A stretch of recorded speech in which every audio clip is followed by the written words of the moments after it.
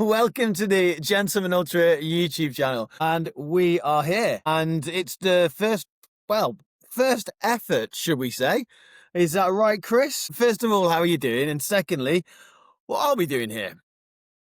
That is a great question, and I was hoping you had the answer. But how am I doing? Yeah, all right, not bad. Yeah, I'm a little bit. The weather's turned. It's very cold, and I'm a little bit under the weather as a result. Well, But that's no.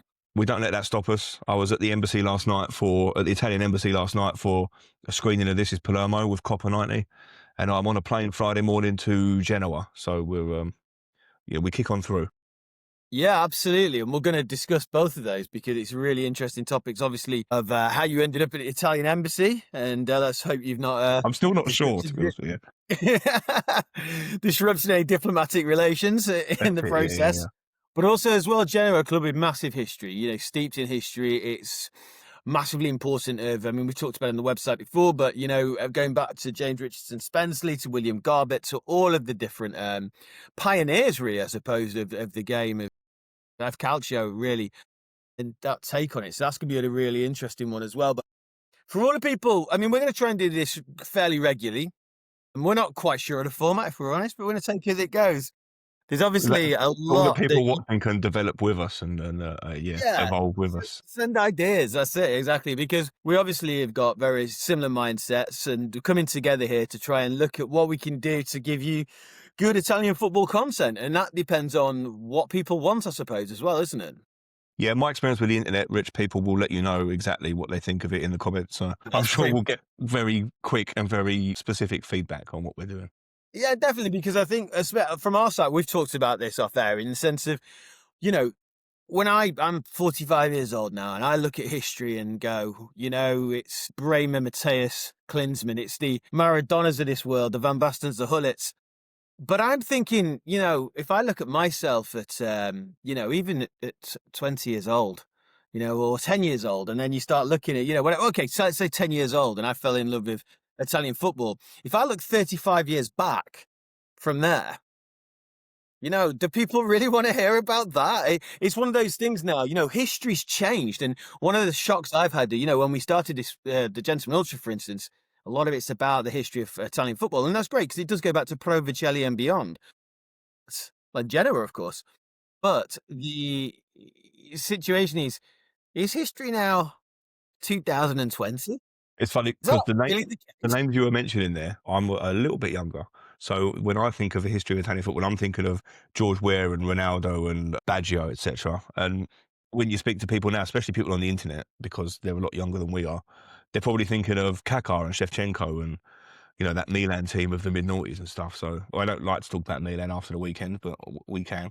But yeah, history moves on a bit, doesn't it? It's what was relevant to us once is now ancient to other people. It is massively, and I think that it's sort of redefining that. So I'd be really interested. I suppose that's the first question for anyone who's watching this: is what's their experience of Italian football history? What's their first games, their first moments, and different areas there? Because, as we say, it's that feedback that gets it. Because there is an importance. We can't do a Premier League situation and say that Italian football started in 1992, of course, when James Richardson came onto the scene. There's a lot more before it than that. And stories like the at Genoa, like the stories of Pro Vercelli or the teams of the past, the Bolognas and Torinos, etc., are important as well as part of that rich tapestry that is Italian football. But again, it's good to embrace the new, and also as well the culture as well, because as you say, you're visiting Genoa. I know you visit a lot, as I have done during the past. I think you're a little up on me this season. I think I'm going for 3 to 4 games. I think you'll outdo me this year, but I think I'm already on about 5. there you go. You've already done it. You see. The problem is I've got a really packed schedule until sort of the middle of February, and I've sort of chosen the worst time to choose such a packed schedule because I've got Genoa and Torino in the run up to Christmas, and then we're in Palermo, Como, Milan, back to Milan again. I've got something else in there. I'm sure I booked another flight recently. Yeah, I just the worst time of year to be spending all this money, if I'm honest with you. Is it? Well, I don't know.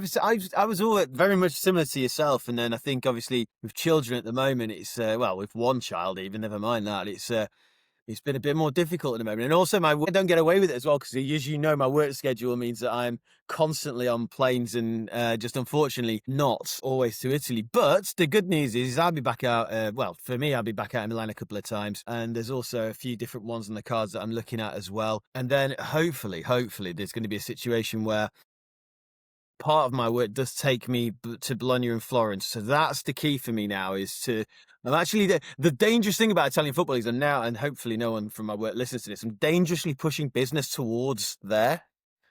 A Just for the friend of sake. mine who will remain nameless has gone to see a client in Madrid this week, and he's an Inter fan. And funnily enough, we're trying to wrap this up just very quickly because this evening at 8 o'clock, Atletico Madrid are playing Inter. So he's somehow managed to coincide his business trip with an Inter match. Yeah. Yeah, absolutely. Well, why not as well? Why not as well? Talking about the travel then, we'll talk about January a second, but I'm really interested because we've had a long-standing sort of on-off relationship with Copper 90. We're part of their collective a long time ago, a group, a business that does exceptional work when they're talking about Italian football. So talk to me about the embassy. Talk to me about Palermo. Yeah. Well, it's hard to because it came from nowhere, as these things often do. You know, because I started my page just back in August, bit of background, started back sort of July, August, just after I came back from the Club World Cup. And I just thought I'd start a page talking about it. And, you know, somehow now, 4 months on, I'm on 14,000 followers and it's gone a bit psycho. So it's been a bit crazy. I got a message the other day from Copper 90 saying, hey, we're having this event. I don't know if you've seen our video. This is Palermo. I'd only seen the trailer, to be honest with you, because I'm 37. I'm not one of these that sits down and watches YouTube like my daughter does. So I'd seen the trailer, but I thought, okay, well, if I'm going, I'll check it out. And it is magnificent. But yeah, they invited me. They're having a premiere at the Italian embassy. It was not quite in the embassy building. It was in their cultural space, which is like a couple of streets along. But it was on Belgrave Square in London. It's very nice. I was told there was a free bar, and there was, which was fantastic. There was also free cannoli, which was even better. But yeah, they reached out and said, look, do you want to come down and view the documentary? We'd love to have you and some other creators there, a chance to do a bit of networking. So yeah, they let me go up there. We were allowed to do a bit of filming while we were there. So, you know, head to the Calcio blog to check that out. It's not my finest video, I've got to be honest with you, because I had about 14% battery when I got on the train, doing it on the train, and I didn't have my headphones. So everyone was listening to, like, you know, when you're editing the video and it keeps Yeah. going back to the same point and it's the same sentence. So, but yeah, no, look, we went to the event. It was absolutely fantastic. The guys from Copper 90 were there. A lot of other Italian football creators there, which was great. Got to meet a few of them, not just English ones as well. There was a Swedish guy I had a long chat with. And there was a lot of people walking around in nice suits with Palermo badges on, and it turns out that the president and some of his board members were also in attendance. So it's a very brief handshake and how are you with the president of Palermo. But he was ushered around everywhere. I didn't really get it. It was like being at a reception for the Queen or something, that I guess. We didn't really get much of a chance to say anything to him. But I was speaking to some of the other guys from the board, trying to drop a few hints that I'm going over there in January to watch the Palermo game against Spezia. I don't really think they landed. Was trying to see, I sort of probably made a mistake because he asked about tickets and where did I want to be in the ground, and he said, "Do you want to be in the curve or do you want to be in like the nice seats?" And I was just rather foolish and went, "Oh, we want to be in the curve, yeah." And I think I might have been getting an invite to some sort of hospitality that I've Well, turned down. I've got to admit, since working for Inter, I'm a sellout. I was always on the curve. I would have always taken that for years and years and years. Especially once you've seen the Campari bar, it's no going back. So I love Yeah. it still is, but you got to milk it while you can with that one. Interestingly enough, if it is against Spezia, I've got a few things going on with Spezia at the moment, so maybe that was my other one that I might be out at. Not the Palermo game, but going out to Spezia. So that's watch this space at the moment. But yeah, I I should think say, sorry, just before we move on from talking about the Palermo thing, I haven't actually mentioned the documentary. We sat there and watched it. It's only 18 minutes long, so it won't take up a lot of your time. It is fantastic. It is really, really well done. Some great shots of the city and of the stadium and the curve and stuff. And yeah, the people they talk to, they love that club and they've really captured that in the documentary. So go and watch it on YouTube now. they After do. this video, Yeah, of course. don't stop us midway through. Fantastic work, and they have done for a long time. I mean, the one they did at Brescia was good, at Bergamo, all the way back to the original ones at the Rome Derby and the Milan derbies and stuff. You know, I mean, that's going back some time, and they always pull it out the bag. So no, that's a good shout out to Copper 90. But moving on, I mean, before anything else now, your next game, you will be flying off to Genoa, I believe, on Friday.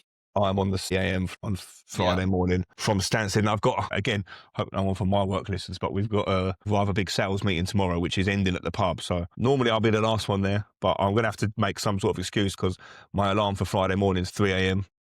Yeah, that's I have booked it as annual leave, so I'm not skiving. I am supposed to be off, but yeah, I'm going to need to somehow get to bed about 8 o'clock tomorrow night. So but hopefully I manage that. Yeah, 3 a.m. alarm, but that's what you do. It's not a problem when you're going away for a trip like that, is it? It's when it's the not. 3 a.m. alarm for work is a killer, but when you're getting up and going on a plane, going away for a few days is great. So yeah, we're out there Friday, so we land there. I think we arrive about 11 a.m. time. You take in the time difference and stuff. Full day of filming and stuff around Genoa. I don't have the sort of access to Copper 90 get yet. So mine is all just sort of guerrilla filming around the streets and stuff. So if you're in Genoa and you're listening to this and you see me and another guy that looks exactly like me pointing the camera at me, come and say hello. You'll be most welcome. But yeah, there's a lot I want to cover. I've been sort of any spare 5 minutes to do a bit of research about the football team, the cricket team that it once was, the English connections, but not just about the club, about the city itself as well, and the mark that England and the British have left on that city. So I was just found out today about the one of Europe's largest cemeteries up on the hill above the city has got an entire British cemetery in it. It's got Commonwealth war graves, but it's got a lot of the original founding members of Genoa. The Brits are buried there. Obviously, not going to be filming in the cemetery, but we're going to go up there and have a look around and certainly pay our respects. It's going to be a full-on day to Friday. My friend was trying to suggest we move some of it to Saturday morning, but I did point out Saturday's match day and match day is beers day. We want to leave as much time for checking out the local pubs for research purposes, of course. Research purposes only, of course. So again, if anyone's listening that's a member of the Genoa Ultras, reach out, hit me up, and we'll stop by. Promise no cameras. No, that'll be a fantastic one. And like you say, I mean, yeah, have to obviously you're going to document that, and that'll be available on all channels when you get back. But it is a rich history. You know, we've said before. You know, the story of William Garbutt in particular is a absolutely fascinating one. You know, his story throughout the war periods and how Yeah, the he way he was was treated by the fascists and stuff. Yeah, it was exactly, crazy. Yeah. exactly. It was an incredible story. James Richard Spenceley, the whole original board. There's a great in the museum. You can see the signatures of everyone way back when. And like you say, like so many places, whether in Argentina, whether over in in Genoa, there's so much of that English, I suppose, empire really influence of how it was, especially like you say, the dockyards of Genoa. So it'd be a real fascinating one. That, and just a quick one on the team itself. I mean, that for me, I would say that it's a derby, the Derby della Lanterna I've not actually been to, but No, I would say if you look, we'll see one for a while. To be honest with you. yeah, we won't know very it's true unless the Coppa Italia throws something up. But I think that derby in its time is probably one of the most underrated derbies in Italy. And secondly, like you say, if that actually did occur again after such a long time, that would be definitely one on the list. The first Yeah, one. but you That have to do what you can to get a ticket, wouldn't you, for it? Because they'd be in short supply. Yeah, I think so. One of the things that I think we were wanting to do as well is, like you say, to be a bit sort of interactive. I think that whereas normally in the past, and I had a great conversation with today with actually, not told you this, but actually with Mark Gordon, who's obviously Yes, yeah, yeah. a good man at Gentleman Ultra, and we were talking about the facts of how sites evolve and everything else, and how much stuff's changed in 10 years. I mean, you're saying in 4 months that you're sort of like meteoric rise into what you've done, which is totally warranted. But I remember like you were having a conversation 10 years ago. I was getting snubbed for not being a official journalist, Yeah, there's no such thing now, is there?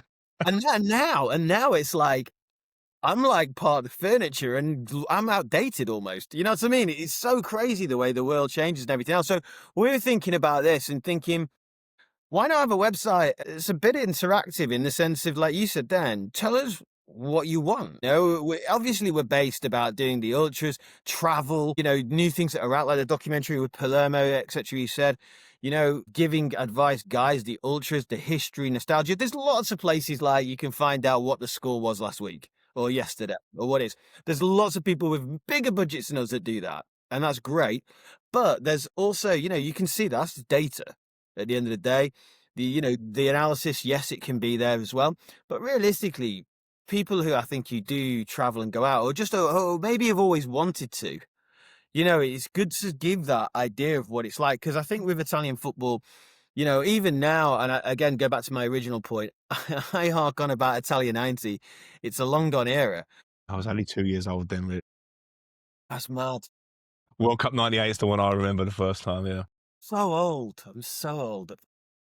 But yeah, it was, but it is that idea of saying, keeping it interactive and what people want to see, because, you know, people who want to go out, it might be the fact of how many games can we take in. It might be you're not a huge lover of Italian football, but again, at the moment we've got the podcast with Feder out at the moment. We've got your own brilliant side. We've got the Gentleman Ultra.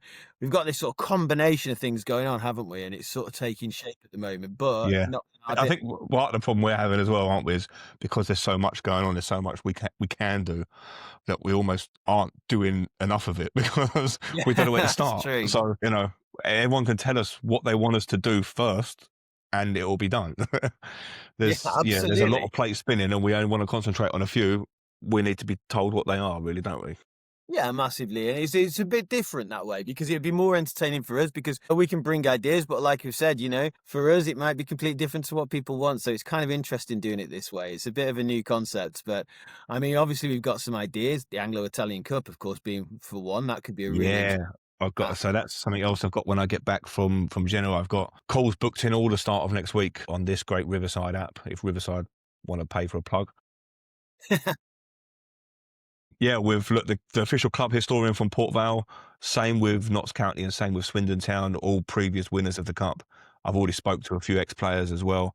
So I'm putting together something quite special for that. And I just need to learn a little bit about how to do video editing and stuff, because yeah, that's slightly just a bit younger than me. So all the people that have all these great channels where they do all this really slick video editing are probably just about 5 to 6 years younger than me. So it's yeah. So if there are any video editors out there who want to help Yeah, we out, can't pay, as part of but a you new will get a project, credit. Yeah. we are recruiting.